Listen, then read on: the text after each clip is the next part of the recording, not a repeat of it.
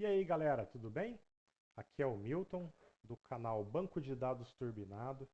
Hoje eu quero apresentar para vocês o Spacetime DB. O que é o Spacetime DB? Vou mostrar para vocês hoje. Eu fiquei muito interessado por essa tecnologia. Foi bem recente, essa semana acabei vendo, apareceu por acaso um vídeo deles no YouTube. Eu me interessei em assistir e achei bem interessante.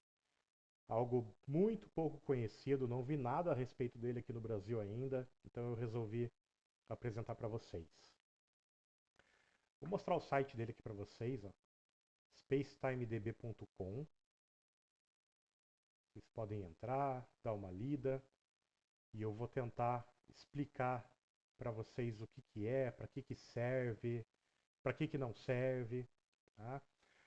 O que mais me chamou nele, o que mais me chamou a atenção nele quando eu vi o vídeo, né, tinha uma chamada bem ah, bait, digamos assim, que era sobre a velocidade, né? Que ele é muito rápido e dizia que ele é 1000 vezes mais rápido que o Postgres. Então aquilo me chamou a atenção e eu resolvi assistir, resolvi testar, ok?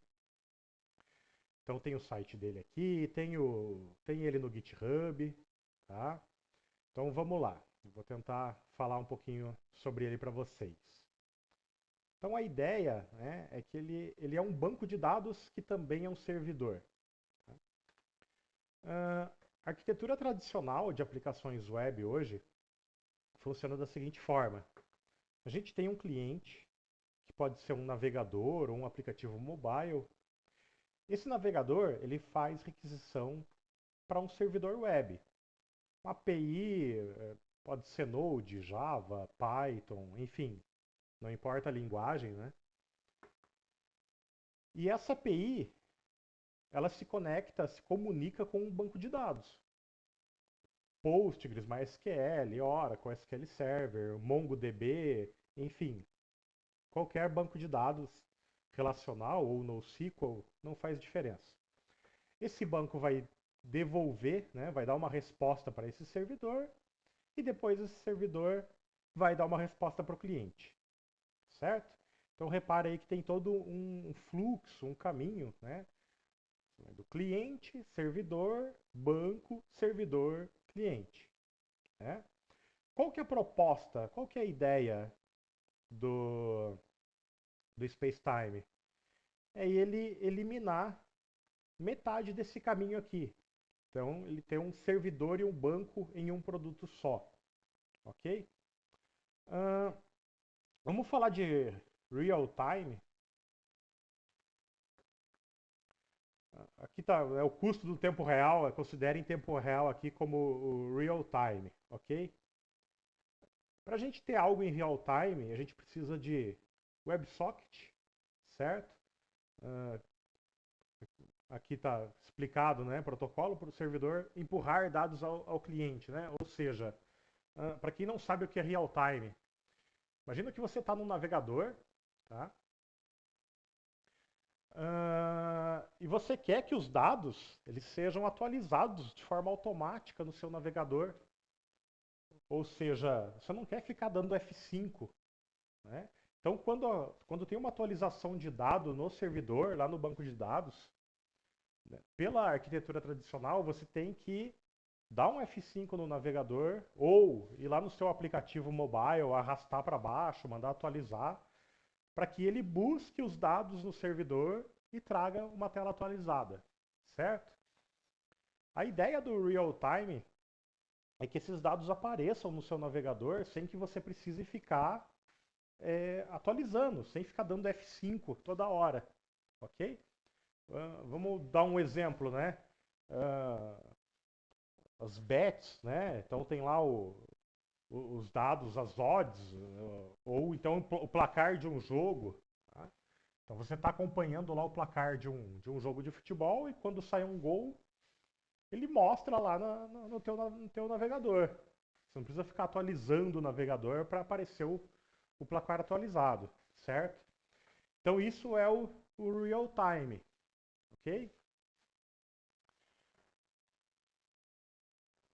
Para funcionar o real time, tem todo esse custo aqui para a implementação.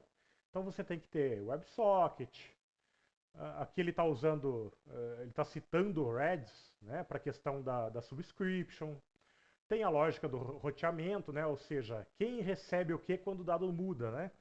Então, por exemplo, lá eu estou na página para ver o jogo, o placar online do jogo Real Madrid e Barcelona. Então, quando o placar muda lá no banco de dados, existe toda uma lógica escrita no servidor para dizer, ó, quem estiver assistindo esse jogo precisa receber atualização quando sai o gol, ok? E também implementar a questão de reconexão e estado, né? Então, ou seja, lidar com quedas, caiu o servidor, voltou o servidor, ou então, eu estou no navegador, mas fechei o navegador, voltei, enfim. Se tiver algum tipo de queda, quando voltar, como que você vai mostrar o dado atualizado, né? Então tudo isso precisa ser ter um custo de implementação, né? Isso aqui dá trabalho para você implementar, certo? A proposta do SpaceTimeDB. Então a gente tem aqui a arquitetura atual, tradicional, que tem o cliente, o servidor e o banco de dados. Com o SpaceTimeDB, o SpaceTimeDB ele pega o lugar tanto do servidor quanto do banco de dados. Ele é as duas coisas em um produto só. Então você só tem o cliente e o SpaceTimeDB. Como funciona por dentro? Então tem três conceitos centrais. Tá? Aqui não está escrito, mas o primeiro da esquerda aqui seria o banco de dados. Tá? As tabelas, né? Então aqui tem tabelas relacionais, né? Como se fosse um Postgres, um MySQL, etc. Você pode escrever SQL para consultar os dados nessas tabelas do SpaceTimeDB. Aqui no meio são os módulos. O que são os módulos? É onde você vai colocar a lógica da sua aplicação. Você pode escrever essa lógica, as suas regras de negócio em Rust. E aí esses módulos têm acesso direto ao banco de dados, o que faz com que rode muito mais rápido. Tá? Pensa nela como se fossem store procedures. Né?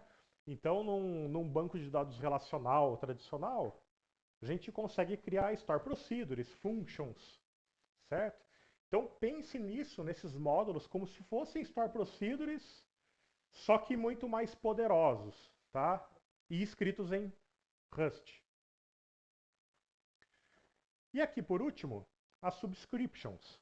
Né? O que são as subscriptions? É exatamente o que faz funcionar o real-time. Então, o client, ele declara quais tabelas, quais dados ele quer monitorar. Né? Então, por exemplo, eu estou num site aí vou usar de novo o exemplo, né, de placar online. Então tem lá vários jogos, mas eu escolhi um jogo para acompanhar. Né? Então tá lá um Manchester United e Arsenal. Né? Então quando eu entro nessa página, o código dessa página, ele está lá definido que ele quer acompanhar os dados desse jogo. Então ele envia isso para o servidor, no caso o SpaceTimeDB, e avisa, eu estou assistindo Arsenal e Manchester United. E aí o servidor vai ficar sempre entregando as atualizações desse jogo para esse cliente. Tá? A grosso modo, né, só para questão conceitual, é mais ou menos assim que funciona. Ele não precisa ficar enviando todos os dados toda hora. Ele envia apenas as alterações. Tá? Então ele não vai ficar enviando tudo o que aconteceu no jogo, né? Vamos supor um jogo aí que tenha uma narração online, que vá falando minuto a minuto o que aconteceu, se um time atacou, se teve um escanteio, se saiu um cartão amarelo, se teve uma falta. Enfim, todos esses dados, ele não vai ficar mandando tudo toda hora. Ele manda o quê? O que tem de novo, o que aconteceu de novo, né? Qual que foi a alteração desde o último envio. Então, quando acontece alguma coisa nova, ele envia só ela, para que isso fique muito mais rápido, ok? Bom, mas aí você vai perguntar, tá, mas quem usa esse Spacetime DB, né? Originalmente, ele foi criado para um jogo. Quem criou o Spacetime DB foi a Clockwork Labs. Eles criaram o Spacetime DB e criaram um jogo chamado Beechcraft Online. Então esse jogo todo roda em cima dessa plataforma. Então tudo que acontece dentro do jogo, lá tem os mapas, os terrenos, o chat entre os jogadores, né? Tem um monte de jogadores online ao mesmo tempo, né? Cada jogador fazendo alguma coisa, andando para lá, andando para cá, pegando alguma coisa, pegando um item e assim por diante. Então precisa ser uma coisa rápida, né? Precisa ser uma coisa rápida porque um jogador, ele, além das ações dele, ele precisa ver o que os outros estão fazendo. Então se encaixa exatamente no conceito ali de real time. Eu preciso ver o que os jogadores estão fazendo nesse momento, agora, né? Então funcionou muito bem para esse jogo. E agora, recentemente, eles lançaram uma versão 2.0. Tá? A versão 1.0 ela foi criada por causa desse jogo. Tá? E agora a versão 2.0 ela teve melhorias, principalmente para a questão de desenvolvimento web. Né? Então agora você não precisa necessariamente fazer um jogo. Ele continua a ser bom para fazer um jogo, mas você pode fazer qualquer tipo de sistema web. Ok? Então vamos lá.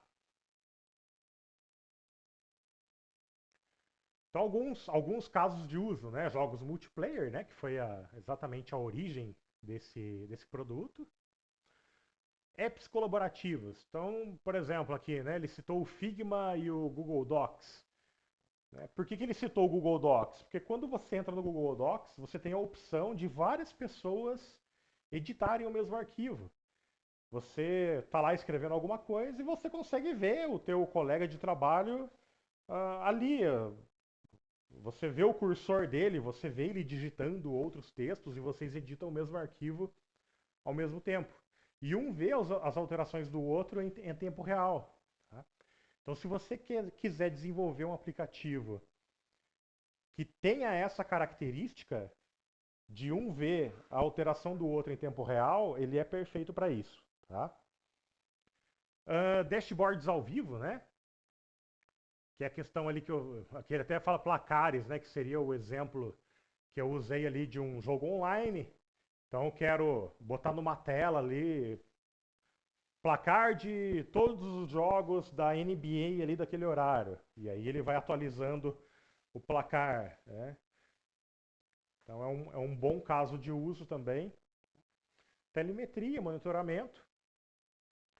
Dados atualizando sem F5, ou seja, você não precisa ficar atualizando a tela para os dados novos aparecerem. E filas em tempo real. Né? Então aqui ele cita clínicas, restaurantes, né? Ou seja, imagina que você fez um sistema de fila para churrascaria. Aqui mesmo em Curitiba, as churrascarias aos domingos na hora do almoço, elas são muito lotadas. Então sempre tem uma fila grande. Tá? Tô falando filas assim de 1h30, 2 horas, tá? De pessoas que ficam esperando para conseguir uma mesa nas churrascarias aqui em Curitiba. E tem churrascarias que tem um sistema, que você entra na fila e você pode acompanhar a fila pelo celular. Então você entra ali no endereço que eles te mandam e tem lá a sua posição, né? Tem lá um número, tá? Você está na posição 92. E aí você vai ouvindo eles chamando a fila, né? 52, 53. Aí você sabe quantas pessoas tem na sua frente, né? E aí você pode, né? Vou sair, vou lá fora, vou buscar alguma coisa no carro, vou no bar ali do lado para ir bebendo alguma coisa enquanto não me chamam. Enfim, você consegue ir acompanhando, né? Se você usar o Spacetime para isso, você consegue ver a sua posição sem ficar atualizando o aplicativo, sem ficar atualizando o navegador para saber a tua posição, ok? Bom, e para que não serve? Né? Então, assim, a gente precisa conhecer também as limitações do SpaceTimeDB. A gente sabe onde ele é bom, né? Então a gente precisa saber também onde ele não é bom. Então ele cita aqui relatórios e análises complexas, tá? Ele não tem o SQL ANSI completo implementado. Então ele não tem, por exemplo, subqueries, window functions, joins mais elaborados, né? Joins mais complexos. Então ele não funciona para esses casos, tá? Então se você vê que você precisa implementar algo que envolva queries complexas, você pode acabar enroscando ali, pode acabar não conseguindo implementar no SpaceTimeDB, tá? Datasets gigantes. Todos os dados, eles, apesar deles persistirem no disco, eles são carregados para a memória. Então você precisa, quando você for projetar o teu software, você tem que pensar o seguinte: quanto de memória RAM você tem no seu servidor e quanto você acha que vai ter na sua aplicação em relação a dados, ok? Então, se você tem lá, a minha aplicação vai ter cerca de 4 GB de dados, o meu servidor tem 8 GB de RAM. Oh, legal, pode usar o SpaceTimeDB tranquilo em relação a isso. Agora, se você acha que o teu sistema vai crescer muito, né, que você vai ter 100 GB de dados e o teu servidor tem 32 GB de RAM, aí você vai ter problemas porque você não vai conseguir carregar todos os dados para a memória RAM, ok? Então daí já é melhor você pensar num banco de dados relacional tradicional, tá? Um Postgres, por exemplo. Ele não tem escala horizontal, tá? O que isso significa? Você não consegue escalar o sistema adicionando mais servidores. Então você instalou o SpaceTime DB no seu servidor. Se você quiser escalar, você tem que aumentar o servidor. Tá? Então, por exemplo, eu tô com 8 GB de RAM, eu preciso escalar porque agora eu vou ter mais dados. Tá? Você precisa aumentar o teu servidor de 8 para 16 GB, ou mesmo servidor. Não tem como você adicionar um servidor novo de 8 GB e falar, vou usar 2 servidores de 8 GB. Não existe essa opção. Ele é single node, ok?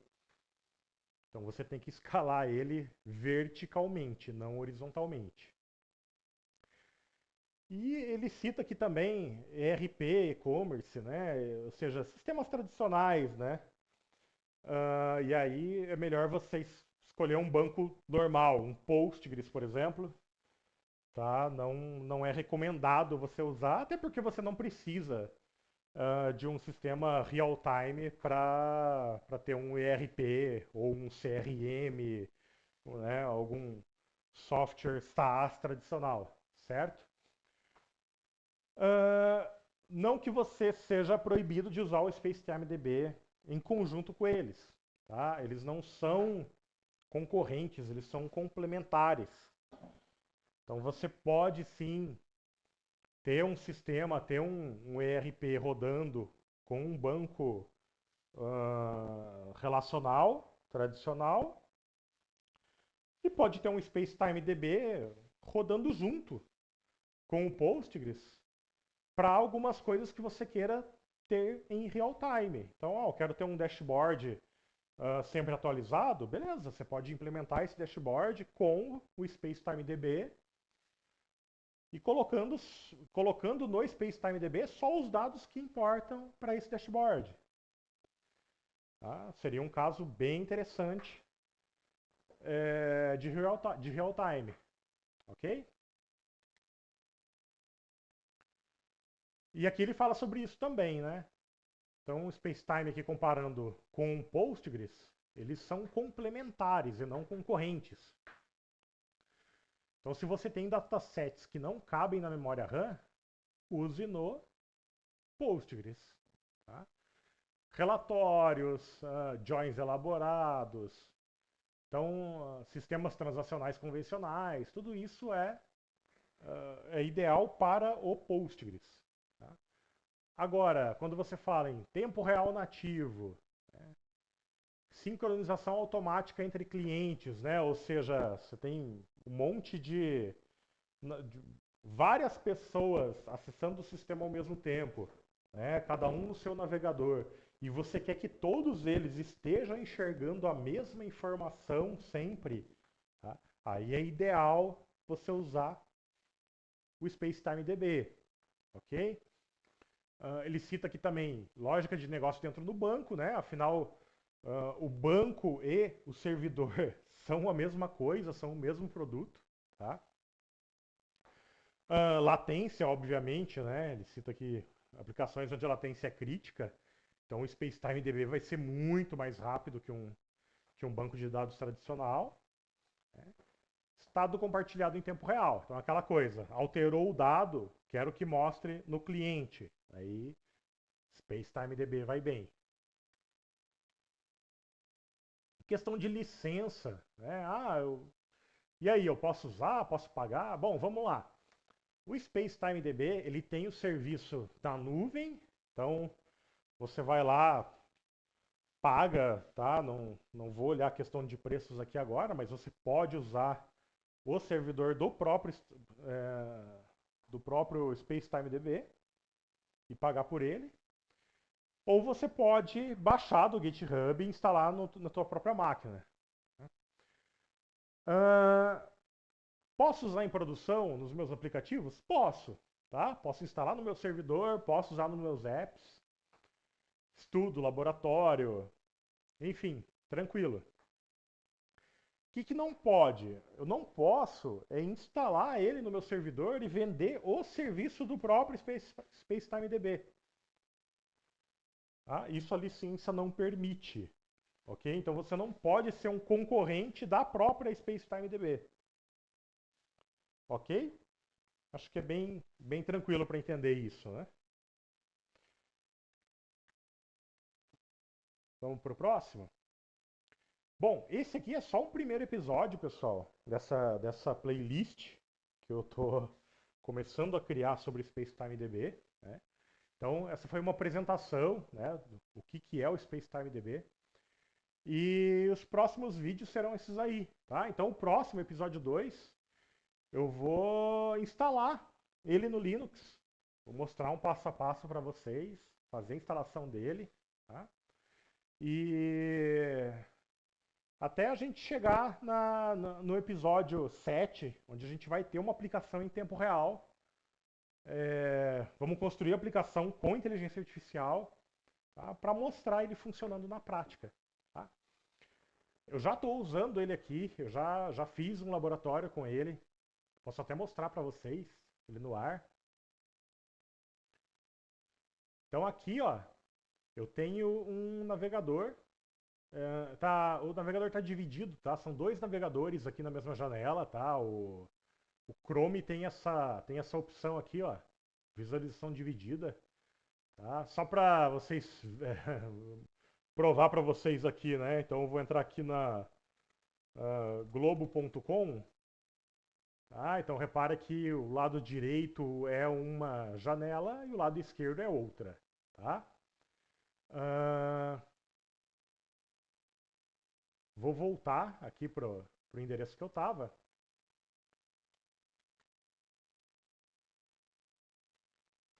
Pronto, agora os dois lados estão acessando o mesmo endereço.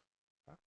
Então, como é que funciona? Isso aqui está implementado no SpaceTimeDB, é um placar online de um jogo de tênis.